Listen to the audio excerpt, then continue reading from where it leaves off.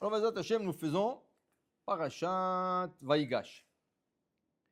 Alors voilà, dans Vaïgash, c'est la grande rencontre, le dévoilement. Yosef se dévoile à ses frères. Ani Yosef, Aod Avichai, est-ce que mon père est toujours vivant? Est-ce que vous êtes sûr? Vous m'avez raconté des histoires ou pas? Vraiment, je vais le rencontrer. Maintenant, Yosef, il sait qu'après 22 ans, qu'il va dire à son père qu'il est vivant, il ne va pas le croire. Yaakov, il a déjà 130 ans.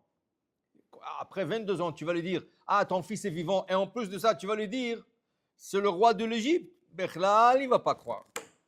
Et si le roi d'Égypte, qui est marié à une non-juive, a des enfants, alors Yosef, il lui dit une chose. Quand vous montez, Ken, vous allez dire au père, Ken, que je me rappelle encore du dernier cours qu'il m'a donné juste avant d'être vendu, pas d'être vendu, de disparaître. Alors qu'est-ce qu'il fait? Il envoie un message à son père par des wagons. En hébreu, on dit agalot. Agalot, c'est des wagons. Il a envoyé des wagons. Et quand le wagon arrive, Ken, c'est écrit Vayar et agalot asher shalach Yosef laset oto vatechi ruach Yaakovem. Quand il a vu le wagon, et le frère, ils lui ont dit, papa, tu sais que Yosef est vivant? Ah, je ne crois pas. Vayafog libo. Il ne voulait pas croire. Non, c'est impossible. Il dit, papa, tu vois des wagons? Quel est le dernier coup que tu as pris avec Yosef? Le dernier coup, c'était sur la genisse abattue par la nuque, qu'on appelle en hébreu Egla Arufa. Egla Arufa, c'est quand il y a un cas de quelqu'un qui a été assassiné. Et ils ont trouvé le cadavre, ils l'ont trouvé sur la route. Maintenant, on ne sait pas qui l'a tué, on ne sait pas qu'est-ce qui est arrivé. Le gars est mort. Mais il faut quelqu'un qui assume responsabilité ou quelqu'un qui s'en occupe. Qu'est-ce qu'on fait?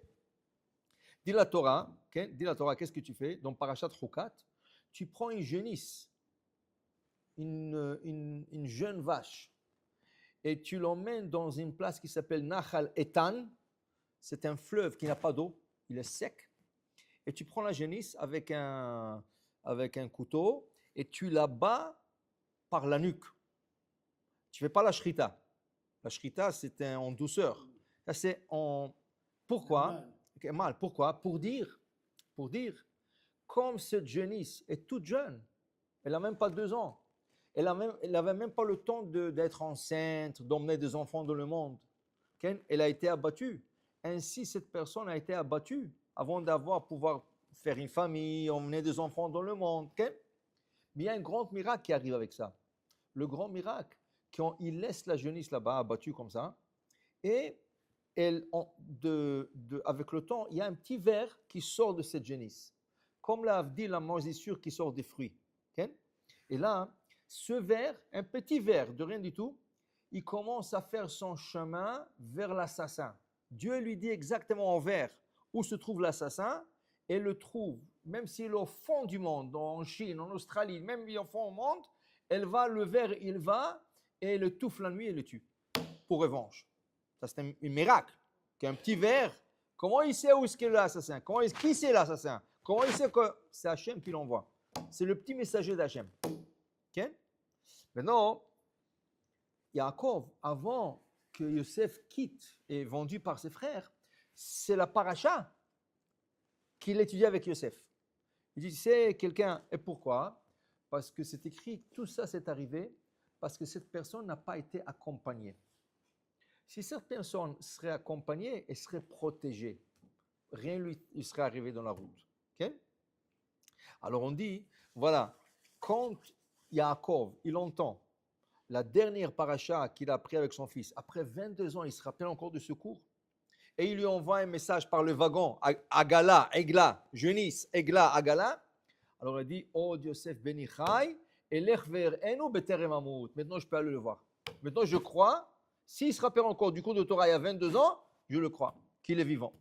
Et là, Yaakov se prépare pour aller voir son fils. Top. On va apprendre aujourd'hui sur la mitzvah de l'Evaya. L'Evaya, c'est accompagnement. Quand quelqu'un il vient chez vous, vous l'accompagnez par la porte. Okay? Quand quelqu'un va en voyage, on l'accompagne. Okay? On va voir. Tout d'abord, d'où ça vient. Okay? D'où ça vient. Alors voilà, le Maïmonide, dans le chapitre 14, dans les lois des deuils, le Maïmonide nous explique la chose suivante. Accompagner quelqu'un et mérite beaucoup de récompenses dans le ciel. C'est une loi qui a été formée par Abraham Avinu, par la bonté d'Abraham qui s'y conduisait avec. Qui veut dire, pardon, Abraham donnait à manger à tous les passants dans le désert, tous ceux qui passaient dans le désert, Abraham leur donnait à manger. Il leur disait, s'il vous plaît, venez chez moi. Dans le désert, il n'y a ni à manger ni à boire, rien. Et les gens, quand ils passaient là-bas, des fois, ils se perdaient dans le désert, des fois, leur eau s'est terminée, ils n'avaient plus de manger. Et Abraham les invitait, il leur donnait à manger, il leur donnait à boire, mais, plus important, dit le Maïmonide, quand ils terminaient à manger, à boire, il les accompagnait. Il les accompagnait hors de sa tente. Okay? Et il dit ici okay, que c'est une grande mitzvah d'accueillir des invités, au point qu'on dit c'est comme Kabbalat Pnei HaShekhinah, c'est comme recevoir la présence divine chez lui.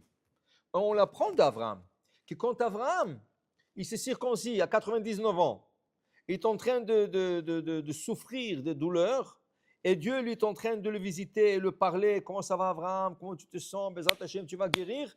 Tout de coup, il voit 3 hommes qui passent dans le désert, et ce jour-là, il n'avait pas d'invité. Qu'est-ce qu'il dit? S'il vous plaît Dieu, attendez-moi quelques minutes, je vais les accompagner et les recevoir. Comment tu parles à Hachem et tu vas recevoir des invités? Finis par les Hachem et ensuite tu vas aller aux invités. Il y a vraiment non. Recevoir des invités, c'est comme recevoir la présence de Dieu chez lui. Alors oui, Dieu me parle, mais regarde, ça c'est une grande mitzvah. Mais dit le Maïmonide, comme c'est une grande mitzvah d'accueillir des invités chez lui, la plus grande mitzvah, c'est les accompagner quand ils quittent. C'est plus grand que de le recevoir. Accompagner les invités. Okay?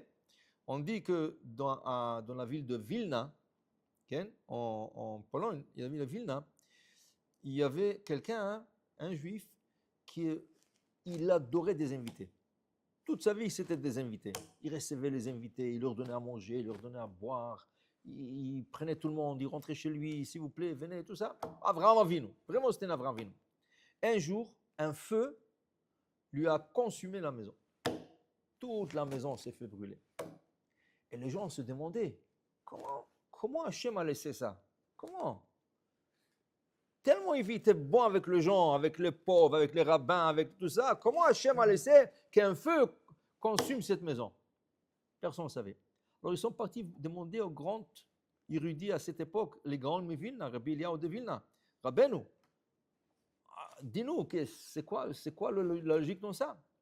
Il dit, je vais vous dire, moi aussi j'ai entendu beaucoup de cette personne, mais je sais qu'il leur donnait à manger, il leur donnait à boire. Mais une chose il ne faisait pas. Il n'a jamais accompagné ses invités par la porte. Quand il quittait, il ne les a jamais accompagnés 3 à 4 pas de la porte. Et sachez une chose, Abraham Avinu, c'est écrit Vaïta Eshel. Il a planté le Eshel. Qu'est-ce que c'est Eshel? Eshel, c'est un type d'arbre. Comme tu dis, un olivier, un rosier. Eshel, c'est un arbre. Mais Eshel, Chachamim disent, Eshel, c'est 3 lettres. Aleph, Shin, Lamed. Aleph représente Achila, manger. Shin représente Shtia, boire. Et Lamed représente Levaya, accompagnement. Abraham, quand il a planté cet arbre, c'était pour donner à manger, à boire et accompagner ses invités. Cette personne disait le grand Vilna. Qu'est-ce qu'elle faisait? Elle donnait à manger, à boire aux invités, mais elle ne les a pas accompagnés quand ils sortaient de chez lui. Okay? Alors prenons le premier lettre de manger et boire. Aleph, c'est Achila. Shin, c'est Esh, feu. Sa maison a été consumée par le feu. Pourquoi? Parce qu'il lui manquait la lettre Lamed, d'accompagnement. Alors quelqu'un vient chez toi, oh Hachem, tu as mangé, tu as bu, tu as parlé, tu as rigolé avec lui, c'est très bien. Mais quand il va, ne t'assois pas là dans la table. Quand tu as des invités encore, tu t'assois et tu parles. Salam alaikum, salam, salam, salam. Non. Lève-toi et va l'accompagner. Il y a un problème à ça. Ah, quel problème? Le problème avec les Marocains. Les Marocains? Aïe, aïe, aïe. Des fois, il parle beaucoup plus à la porte que dans l'intérieur. Vous êtes d'accord avec moi? Si tu dis. Ouais, il y a des gens qui ne savent pas, mais ce n'est pas à la porte. À n'importe quelle occasion, ils ne savent pas lâcher, ils ne lâchent pas. Alors voilà. Alors il dit ici, Ken, alors Abraham, regarde, quand les anges sont venus chez lui, il leur a donné Vekra Patlechem, je prends du pain, Chem'a, Vechalav, il leur a donné à boire du lait, tout ça, et Krumat Maim, il leur a donné un veau. Et après, c'est écrit V'Avraham, Olech imam, les Shalecham. Il les a accompagnés pour les envoyer Ken, à leur mission, qui vont aller à Sodome pour la détruire, qui ne sait pas lui encore, mais de toute façon. Ken. Alors il dit ici, voilà, c'est tellement important d'accompagner quelqu'un. C'est pour cela, Ken, la Gemara dit que, regarde, toute une ville de Kohanim a été effacée, Ken, à cause de l'accompagnement. C'est-à-dire, on raconte l'histoire. Dans le Tanakh, il y a une histoire comme ça. David Amelech, Ken, à un certain point, Shaoul, pour une raison ou pour une autre, il commençait à le vouloir. Ça veut dire qu'il voulait le tuer. Et David l'a senti. Il a senti une haine. Pourquoi? Parce qu'après que David a frappé Goliath, le géant, les filles d'Israël commençaient à chanter. Waouh! Shaoul, c'était un gibor. Shaoul, on dit que c'était un homme de taille. Il était un gibor. Il cache Shaoul Balafav. Tu sais, quand Shaoul sortait à la guerre, disaient les filles, waouh, il frappait des milliers. Mais il disait, David, bervé votav, des dizaines de milliers. Quand Shaoul a entendu ça, il dit, quoi? Les filles parlent pour lui mieux que pour moi? Il commençait à avoir une haine entre le... Ça veut dire, c'est Shaoul qui a créé cette haine. David, non. David, non. Il y avait une jalousie qui s'est créée. Alors maintenant, à un certain point, David il dit, wow, ça commence à devenir dangereux. Je ne sais pas, il peut me tuer. Alors il a décidé de se mettre un peu de côté. Alors Jonathan, le fils de Shaoul, lui dit, tu sais, va à la forêt et attends-moi là-bas. Je vais parler à mon père à propos de toi et je vais voir qu'est-ce qu'il en est. On va voir qu'est-ce qu'il planifie de te faire. Est-ce qu'il veut que tu tues vraiment? Est-ce que Stam, non, c'est rien qui jalousie qui va passer? Laisse-moi voir. C'était Rosh Chodesh. Ils étaient à table. Et Shaoul, il voit que tous les invités sont là, tous les ministres, toute sa famille, tous les ministres, tous les invités sont là, mais David n'est pas là. Le premier jour du Rosh Chodesh, il n'a rien dit. Shaoul a dit, peut-être il avait une occasion, quelque chose comme ça. Le deuxième jour du Rosh Chodesh, David n'est pas là. Il est dans la forêt, en train de se cacher. Alors il demande à Jonathan, il dit, Jonathan, où est David? Il n'a même pas dit David. Où est Ben Ishaï, le fils de Ishaï, où est-ce qu'il est? Il ne voulait même pas dire son nom David. Tellement il était jaloux de lui, il ne voulait même pas dire David. Il dit, où est Ben Ishaï, le fils de Ishaï? Oh papa, j'ai oublié de te dire, il m'a demandé permission de quitter parce que la famille, chez eux, ils ont une fête. Et comme nous, on a Rosh Chodesh et tout ça, alors il voulait partir à la fête de la famille. Je lui ai dit, vas-y. Le père s'est énervé, Shaoul s'est énervé. Il avait une lance. Il l'a jetée sur son fils. Et il a raté. Il a dit, toi, je sais que tu es avec lui. Je sais que c'est ton ami et vous le deux, vous faites un complot contre moi et je vais vous montrer tous les deux. Là, il a compris que son père, ça y est, il veut tuer David. Tout de suite, il a couru de la forêt. Il lui a dit, David, sauve-toi parce que mon père, il t'en veut. Je ne sais pas qu'est-ce qu'il va te faire, mais sauve-toi. Et là, David commençait à courir. Il a couru 3 jours. 3 jours, il court. Il n'avait ni à manger ni à boire. Il est arrivé à un point qu'il a été pris par une bolmus. Bolmus, c'est un type de maladie que la personne voit noir dans les yeux. Il ne va plus. Il va plus. Alors, heureusement, il est déjà arrivé dans une ville qui s'appelle Nov. Et dans cette ville Nov, c'était une ville que de Kohanim. Que le Kohanim vivait là-bas. Quand il est arrivé, il était presque mourant. Il a demandé vite au Kohen, au grand prêtre, il dit, donne-moi à manger, donne-moi à manger. Il dit, je ne peux pas te donner à manger. Tout le manger ici, c'est un manger sacré que pour le Kohanim. C'est de la trouma. La trouma est permise rien qu'au Kohanim. Il dit, mais écoutez, si tu ne me donnes pas, je peux mourir. Chas v'shalom. Alors, tu sais, même Shabbat, quelqu'un est malade, tu appelles l'ambulance. Donc, il lui a donné à manger. Il lui a donné à manger, Baruch Hashem, il s'est repris. Et il a dit, oh, j'ai écouté que l'épée de Goliath, que moi je tuais, elle est ici, en souvenir. Mais tu sais, c'est moi qui l'ai tué. Alors c'est à moi qu'il revient. Il dit, ah oui, tu as raison. C'est toi qui l'as tué, Goliath. Il lui a donné l'épée. Il lui a donné l'épée. Maintenant, qu'est-ce qui arrive? Là-bas, en même temps, se trouve Doeg Adomi, un des conseillers de Shaoul. Et il voit qu'on donne à David, qui n'est pas Cohen, à manger, du manger sacré, qui n'a pas droit.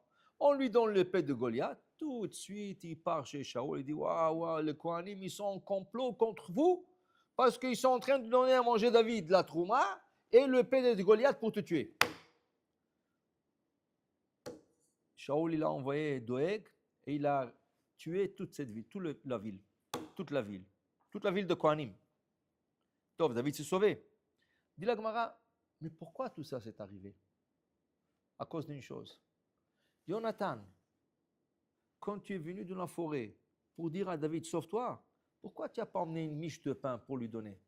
Si tu l'aurais emmené une miche de pain, il n'aurait pas été chez le Kohanim. Il aurait eu à manger, il aurait trouvé après. Mais à cause tu ne lui as pas accompagné. Accompagner, c'est quoi? Quand l'invité sort de la maison, tu lui donnes des petits gâteaux, des petites choses comme ça. Prends avec toi. Ça veut dire quelqu'un qui va en route, pas quelqu'un qui va chez lui à la maison. Quelqu'un qui va en route, tu lui donnes quelque chose. Okay? Alors, tu ne lui as pas donné, voilà qu'est-ce que tu as causé. Tu as causé que toute la ville de Kohanim a été détruite et tuée à cause d'une miche de pain que tu aurais donnée à David. Okay? Tellement c'est important. Alors, on dit aussi, quand tu trouves un cadavre sur la route, okay, qu'est-ce qui t'est arrivé? Dit le Rav Ovadia Yosef, probablement, cet gars n'a pas été accompagné. Il a trouvé quelqu'un en route. Il a dit, excuse-moi, donne-moi à manger, tu as quelque chose à manger? Il dit, va-t'en. Moi, j'ai pas. Non, mais écoute, il faut que tu me donnes. Alors, quand il a insisté trop, l'autre, il voulait, qu'est-ce qu'il a? Il a tué. Mais s'il aurait eu du manger, il n'aurait pas tué, il ne serait pas mort. Dit la Torah, les Ékénim, qu'est-ce qui arrive maintenant? On prend ce cadavre, il y a 2 villes qui sont à côté de ce cadavre. Le sage de 2 villes sort et il mesure de la tête de ce cadavre aux 2 villes. Et la ville la plus proche, elle se lave les mains et dit, nous ne sommes pas responsables de cette personne qui a été tuée. Pourquoi? Parce qu'on ne l'a pas vu. Et si on l'aurait vu, on l'aurait accompagné avec du pain, avec du manger.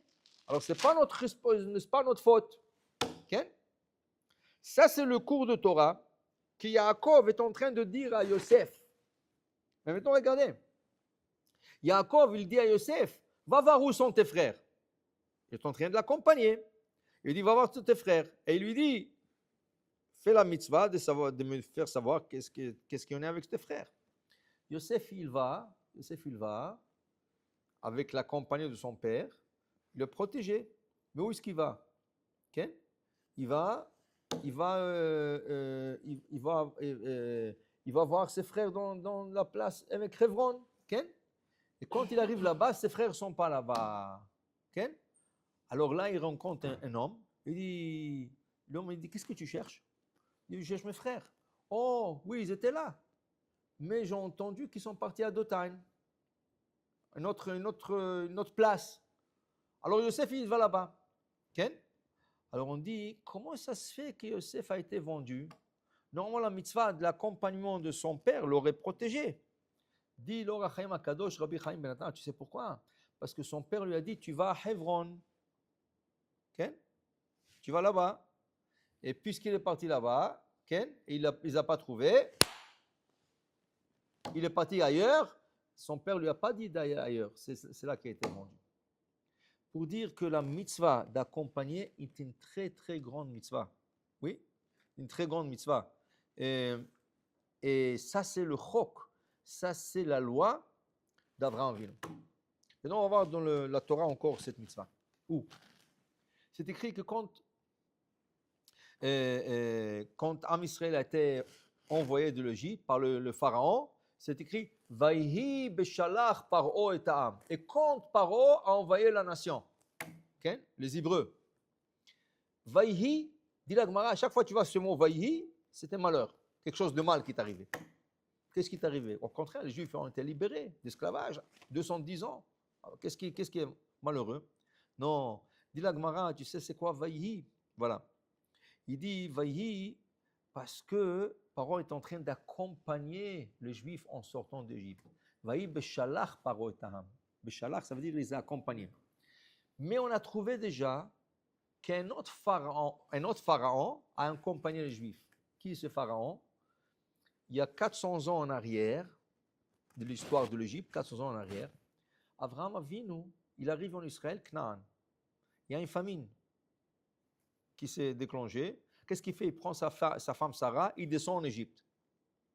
Okay? Il descend en Égypte. En Égypte, on lui demande, qui est cette femme? Il dit, c'est ma sœur. Ah, c'est ta sœur? Bien. Le roi, on va lui donner comme femme. Ils ont pris Sarah, et toute la nuit, le malach, l'ange, quand il voulait s'approcher de Sarah, il lui donnait des traits. Il a compris que c'est la femme d'Abraham. Le lendemain, il prend des cadeaux, il prend Sarah, il prend... Allez-y, prenez, sortez d'ici, et merci d'être venu, tout ça. C'est écrit que Paro, il a accompagné Abraham et Sarah 4 pas. 4 pas. Dis à Kosh Baruch Hu, pour le 4 pas qui vous a accompagné, chaque pas va être 100 ans d'exil chez lui. Ça veut dire que les Juifs vont passer 400 ans en Égypte. 400 ans en Égypte. Bon, à la fin, ça a été raccourci parce que l'esclavage était trop dur, c'était double travail, double asserviment. Alors après 210 ans. Mais normalement, la Torah dit, quand je vous dis Abraham, Va'avadoum veinu otam arba mochana. 400 ans, ils vont passer là-bas. Pourquoi? Parce que le pharaon a accompagné Abraham et Sarah 4 pas. Quand ils sont sortis après 210 ans et le deuxième pharaon est en train d'accompagner Vaï Beshalach, Paro et Moshe Rabbeinu dit Why. La première fois, ça nous a coûté 400 ans. Maintenant, celui-là est en train de nous accompagner on va encore. Okay? C'est pour cela, chaque fois qu'il y avait le moindre de problème dans le désert, okay? Qu'est-ce qu'il disait toujours la communauté? Qu'est-ce qu'il disait? Oh, Nitna Rosh Venashua Mitzrayma. Ça y est, on retourne en Égypte. Et Dieu, qu'est-ce qu'il dit?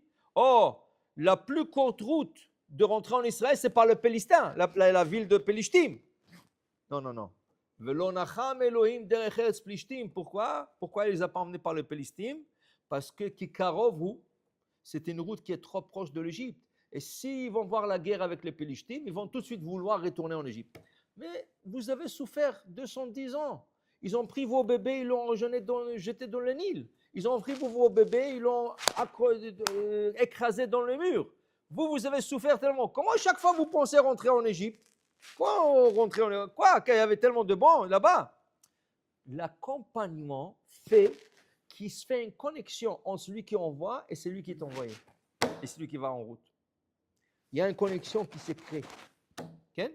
C'est pour cela, chaque fois qu'ils avaient un problème, ils étaient tellement connectés au pharaon jusqu'à ce que ce pharaon a noyé. Il s'est noyé. Est-ce que parmi tous les momies qu'ils trouvent en Égypte en ce moment, est-ce qu'ils trouvent le paro? Ou autour, est-ce que ce n'est pas peut-être des Juifs aussi? Non, ça c'est des Égyptiens. Des Égyptiens? Ouais.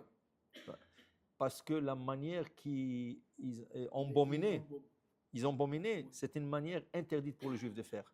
Pourquoi? Parce que pour l'embomination, ils doivent ouvrir le ventre, sortir les intestins, les laver, mettre un produit spécial, une huile spéciale, et après ils embominent. Tout ça, c'est l'autopsie. Est-ce que nous, on embomine pas? Non, c'est interdit. Alors voilà que Yosef, il a embominé son père Yaakov, il a été puni. Okay? Mais maintenant, l'âme se dit, mais comment Yosef ne connaît pas la halakha? Comment il embomine son père? Non, il n'a pas embominé comme les Égyptiens font, en ouvrant l'estomac, sortant les intestins, laver les intestins, mettre le produit. Non. Tout ce qu'il a fait, il a utilisé une huile, et cette huile, ils l'ont posée sur l'ombril. Et pendant 40 jours, l'huile, il détruisait toute la matière qu'il y a dans le ventre, tout ça, et après, rien qu'ils l'ont embominé. Okay? Et ça, c'est la même permise, mais en règle générale, les Juifs n'ont pas d'ordre. Moi, j'ai toujours pensé que le Juif mettait avec un voile. Non, avec un linceul, un talit, le talit, les hommes. C'est tout. C'est tout, c'est tout. Quand tu es né avec des habits? Non, alors tu retournes avec sans habits. Avec un talit, linceul, une tunique et un talit, c'est tout. Tu veux quelque chose d'autre après 120 ans? Une belle chemise rose. C'est ça, hein? Une belle chemise C'est ça, comme ils font le truc avec un costume tuxedo. Qu'est-ce qu'on fait avec? C'est le parfum. C'est pas fait. rose. Ouais, elle est pas vraie. Tov. Alors on retourne ici. Alors voilà une mitzvah. Maintenant, on va comprendre une autre chose. Abraham Avinu, c'est écrit que quand les gens venaient chez lui, il leur a donné à manger, à boire. Et qu'est-ce qu'il disait à la fin du repas? S'il vous plaît, messieurs, bénissez Dieu pour le manger, la boisson qu'il vous a donnée. Dieu, mais c'est à toi qui nous a donné. Non, c'est pas moi. Dieu me le donne pour vous, je vous le donne. Bon, alors, il y avait des gens qui étaient assez gentils et sages. Ils disaient, merci Dieu pour tout ce qu'on a mangé, a bu ici. Il y en a qui étaient têtus. Alors, qu'est-ce qu'il leur disait à Abraham? Tu es têtu, paye. Tu viens de prendre maintenant $300 de repas. Tu as mangé un steak, tu as bu du vin. Abraham, quand il donnait. Alors, paye. Comment paye? Comment paye? Tu ne m'as pas dit, non, ou tu payes ou tu bénis. Un de deux, tu as le choix. Okay? Mais la question, c'est vrai. Comment tu peux faire payer à quelqu'un quand tu ne lui as pas averti du début? Peut-être le gars ne serait pas rentré chez toi. Si tu leur aurais dit, hey, tu sais, à la fin du repas, je vais te donner à manger, sans limite. Mais à la fin du repas, ou tu bénis ou tu payes. Paye? Combien? $400. Non, je continue ma route. Mais pourquoi tu le dis à la fin? C'est pas juste, apparemment. Non. Mais voilà qu'est-ce que le Rav Chida nous dit. Quand quelqu'un sont en route, il est en danger. En route, tu es en danger. Pourquoi tu es en danger? Parce que tu es accompagné par la Shekhinah, par les anges. Et les anges, dès que tu fais une petite gaffe, ils te châtient. Alors maintenant, Birkat Hamazon, là on va comprendre l'importance de Birkat Hamazon. La bracha de Birkat Hamazon, c'est une protection pour la route. Quand tu fais Birkat Hamazon, ça te protège sur la route. C'est pour ça qu'Avram forçait les gens à faire la bracha. Pourquoi? Parce que la bracha qu'Avram leur faisait faire, leur protégeait. Alors c'est comme si quelqu'un te dit, écoute, fais cette prière, ça va te protéger sur la route. Non, je n'ai pas intérêt. Ok, ça va te coûter $400 et je vais t'envoyer des soldats avec toi pour te protéger. Je choisis. Qu'est-ce que tu choisis? Payer $400 pour des soldats ou... Ah, c'est sûr que je vais payer, je préfère de bénir. Okay? Alors c'était une manière de protéger ses invités. C'est pour ça qu'il les accompagnait. Pour que l'accompagnement leur protège et le Birkat Hamazon encore plus. De là on comprend, dit le Rav Chida, de là on comprend l'importance du Birkat Hamazon, surtout quand tu vas en voyage. Quand tu vas en voyage, et prends avec toi un sandwich, pas maisonnote, moti, prends avec toi une bouteille d'eau, comme ça tu te laves les mains, tu fais moti, tu fais Birkat Hamazon, parce que c'est ça qui va te protéger en route. Birkat Hamazon. Pour te dire, voilà la loi, comme dit le Maïmonide, la loi qui a instauré Abraham Avinu. On va continuer en parlant de quelques halachot de Birkat Hamazon sur la prochaine vidéo. Amen.